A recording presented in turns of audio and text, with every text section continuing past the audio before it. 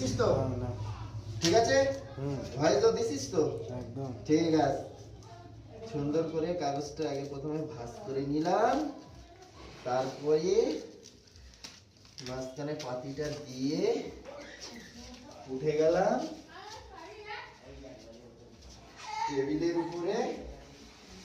এবার ভাষা আরম্ভ। ঠিক আছে,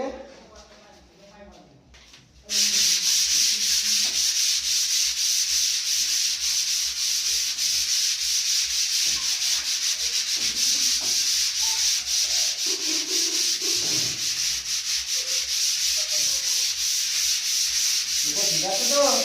হ্যাঁ একদম হ্যাঁ, একদম